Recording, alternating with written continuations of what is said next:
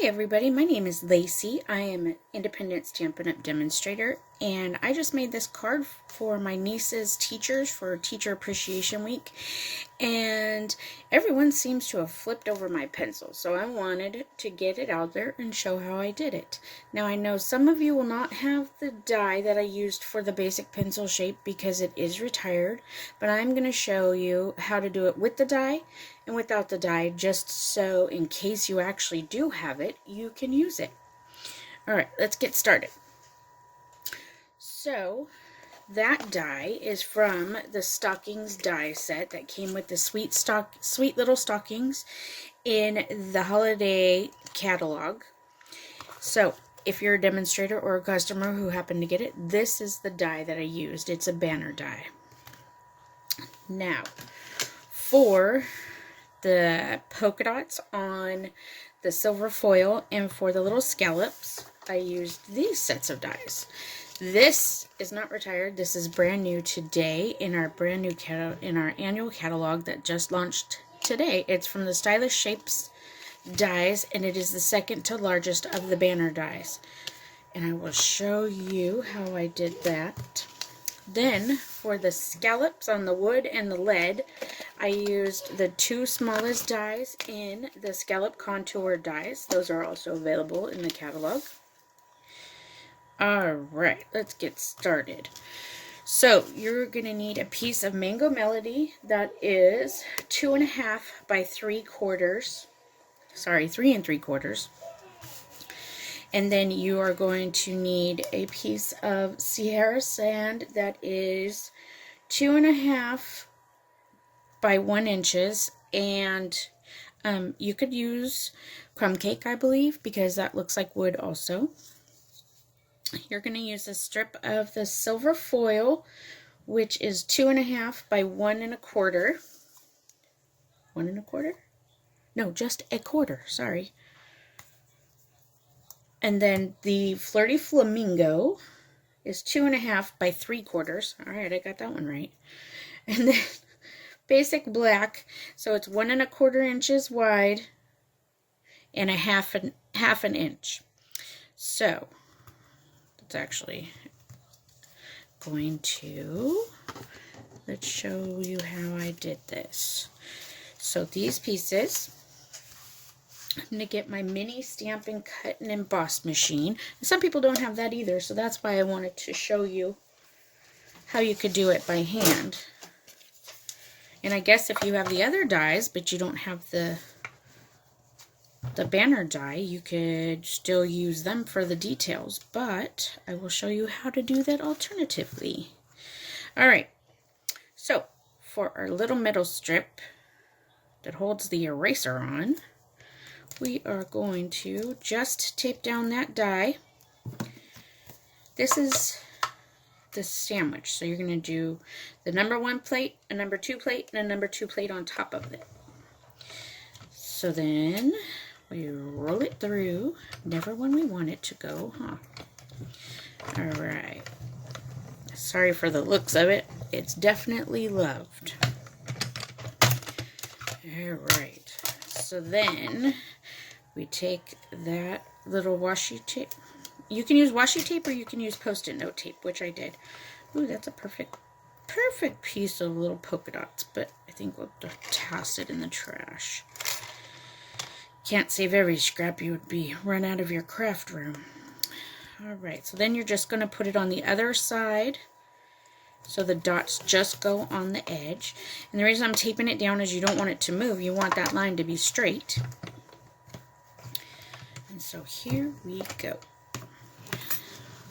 Having troubles again. It really is easy to use. You just have to work with the way the sandwich feeds into the machine sometimes. That's why the little middle one was sticking out. See how that moved? You got to make sure your line didn't move. You don't want to mess that up. Alright, I think we got it now. There we go. Run it through. I was pausing for operator error, so you know. Alright, see how perfect that is? It's got the little polka dots on both sides. So then we're going to set that over there. We're going to put that back. So now for the wood, we use funnier. The smaller die has the larger scallops. So you're going to do that so that it will be at the top of your piece.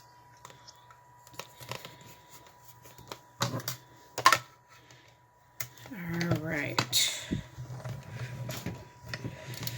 The only thing is that because of the layers, once we glue them all together, I'm going to have to bring in the big Stampin' Cut emboss machine because it does not want to cut through all the layers. So I'll set that aside. This guy, use the larger of the dies. You're going to set that right on the edge. Go ahead and tape that down. Make you a sandwich. Oops, get it straight.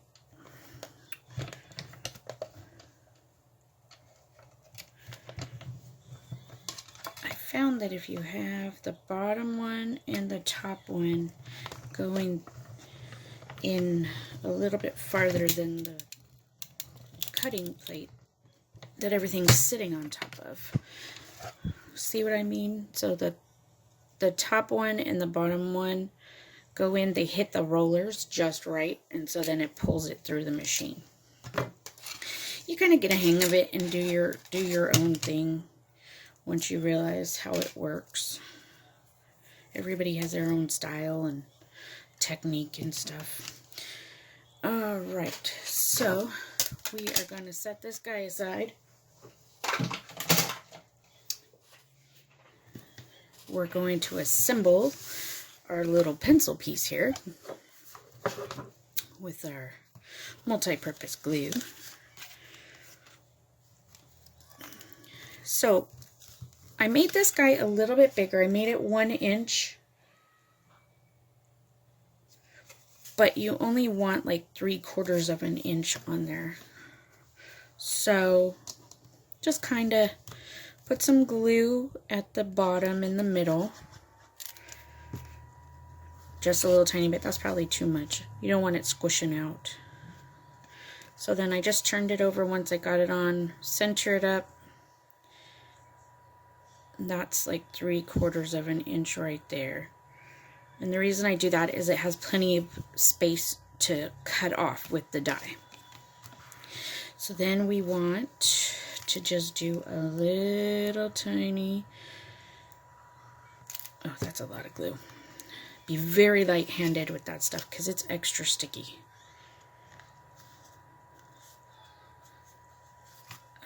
Alright, you stick that down there.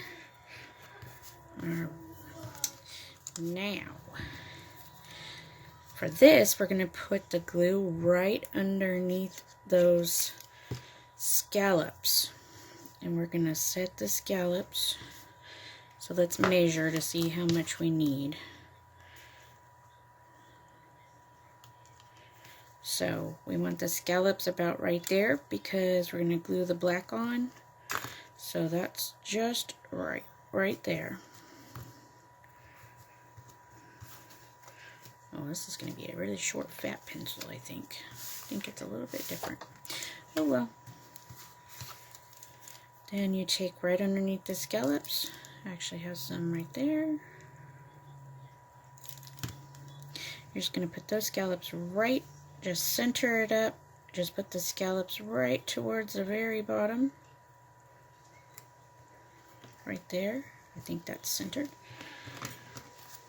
Lay your die on again. And it looks like it's going to be perfect.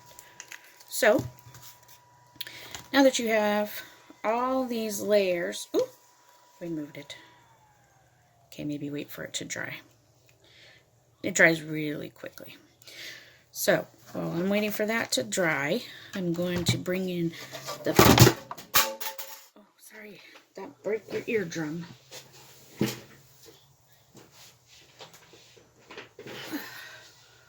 Operator error. Everyone has it. Okay, so this is the large Stampin' Cut and Emboss machine. They fold up very nice and neat, and so you can tuck them out of the way. That is all lined up. Still put a little piece of your, I was wondering why this tape was different. It's a different machine, yay. So I just put a little bit of tape on there. I'm going to run it kind of at an angle because I noticed it's kind of, the die, because it's long, is kind of bowing a little bit. So if you change the angle you put your dies through the machine, it'll keep them so they're flat. So then the sandwich on this is a little bit different, but it does tell you what to use. So you just roll it through. Much easier because it's bigger and has more powerful, we'll set that out of the way, more powerful rollers, you know. Take this off of here, this off of here. You can reuse that stuff over and over. And there we go. How about that? We got a pencil. Let's get rid of all this stuff. So now let me show you what I did with this. So I took my ruler.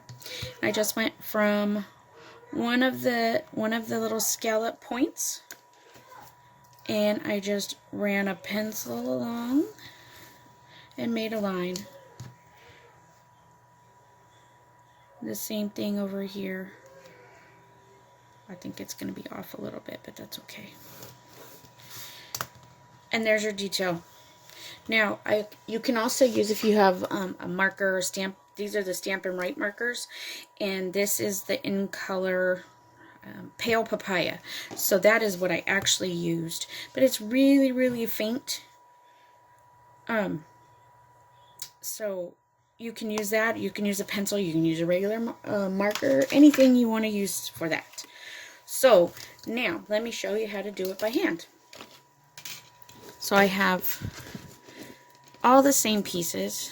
Because of my nails, I can't pick them up. This is the Stampin' Pick tool. I do believe that's what it's called. I'll get you the right name and put it in the link. Alright, so for this you're going to actually start out with the size of the pencil. That is 2 1/4 in the Mango Melody by 3 1/4. So that is the final size that you want. So then this Flirty Flamingo is 2 1/2 by 3/4. So I am going to glue that down the same way. You're just going to glue it to the top. I guess it's a little crooked, so we'll just make it. There we go. Then you have the silver piece.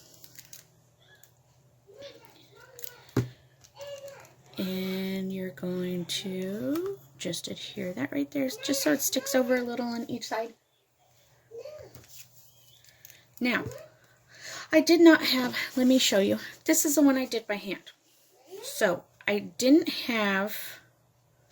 use the scallop dies. What I used was, and it's a little different, you can tell. So, I have, this is retired, but I'm sure you can find one at any craft store, Amazon. It's a 1/2 inch punch. You can even use just a regular hole punch. But what you want to do is you just want to take and you want to put it in just a little tiny bit and just snip off a little bit. Then line it up to that circle so you can just kind of see where that last one ended. I don't know if you can see that. See what I'm doing? And just make your own little scallops. So we're gonna set that on there. Let's do the edges too. Just so it doesn't, oops, that looks too funny. I didn't do it. There we go. Don't worry if it's perfect. It's handmade.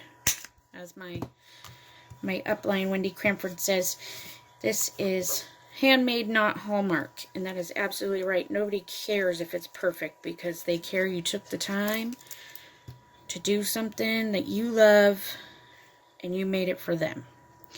Alright, so we're going to put it so that about, oops, that's one good thing about liquid glue is you can move stuff before it dries. You don't want it, you don't want any glue to be left over though. It doesn't matter, as long as it's hanging over the edge you can cut it off. So you're good. So now this guy, I made it too big. I want to say we probably only need about half of that, just like we did with the die. So maybe, let's see,